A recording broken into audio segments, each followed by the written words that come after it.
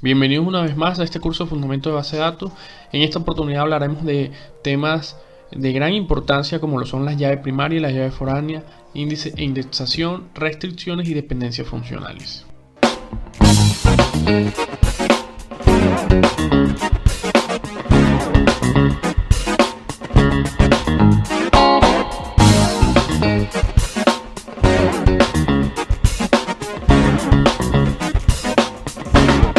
Las llaves principales, conocidas comúnmente como PK, por su sigla en inglés de llave principal, son las que nos permiten acceder a las entidades a través de su puerta principal.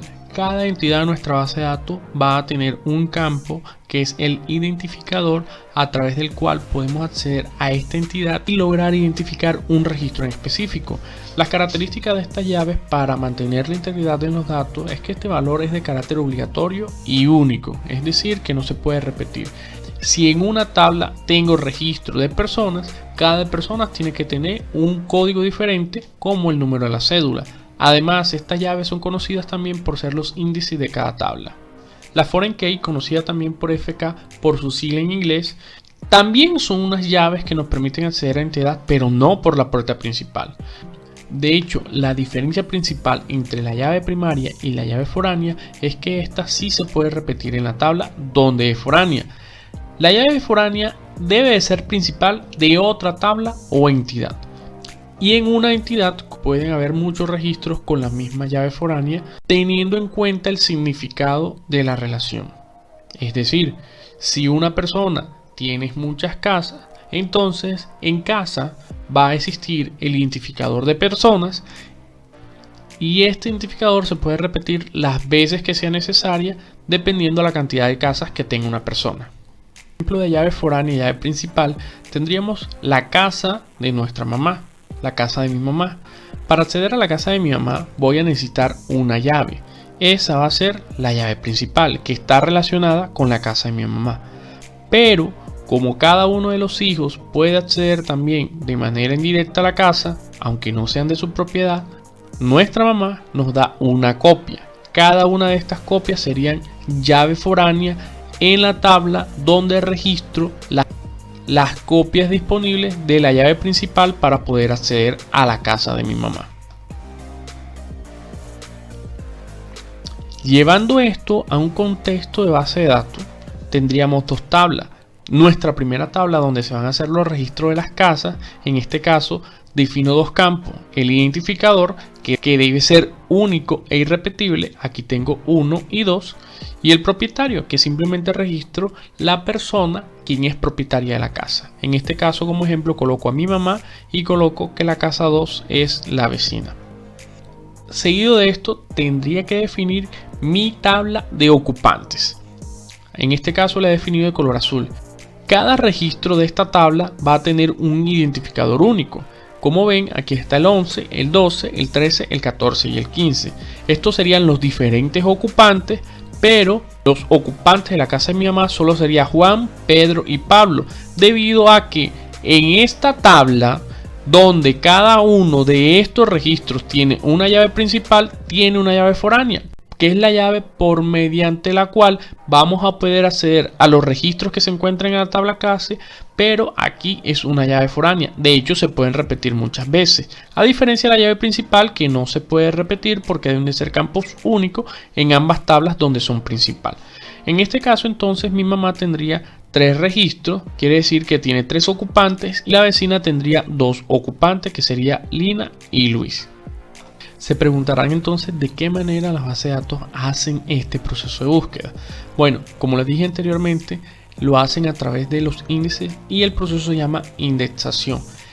El índice de cada tabla es nuestra llave primaria. Se realiza entonces a través de cada identificador de las diferentes tablas que se definan dentro de un esquema de base de datos.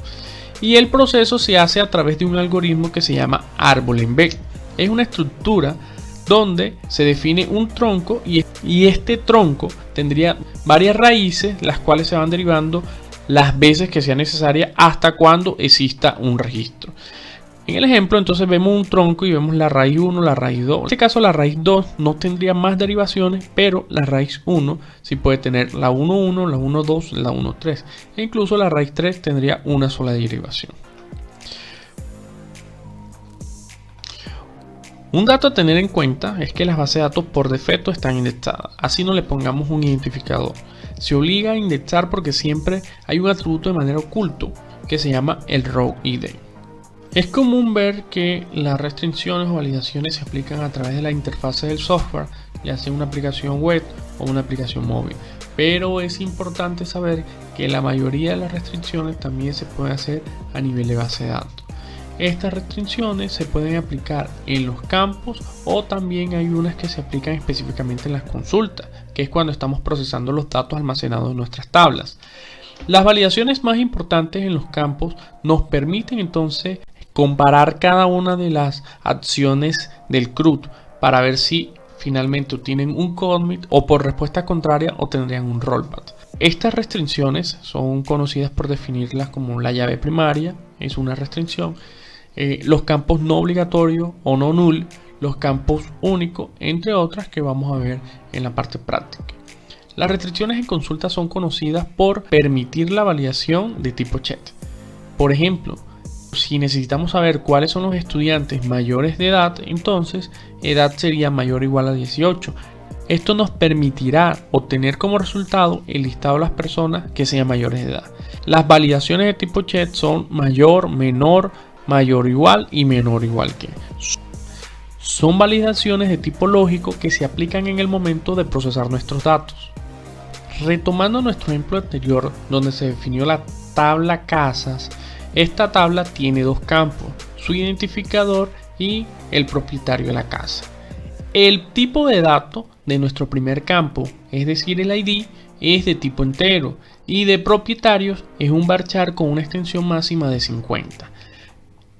Las restricciones aplicadas para nuestro primer campo, que es el identificador, serían entonces que este identificador es nuestra llave primaria, quiere decir que va a ser el índice, que además va a ser de tipo autoincremental y que va a ser obligatorio, no null.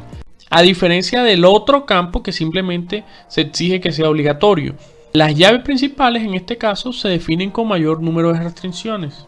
Al momento de definir las relaciones entre las diferentes tablas de nuestro esquema de base de datos, es muy importante tener en cuenta lo que son las dependencias funcionales, que estas nos permite mantener el número de relaciones necesarias y nos evita tener relaciones que sean redundantes dentro de nuestro esquema definido. La primera dependencia funcional es la reflexiva.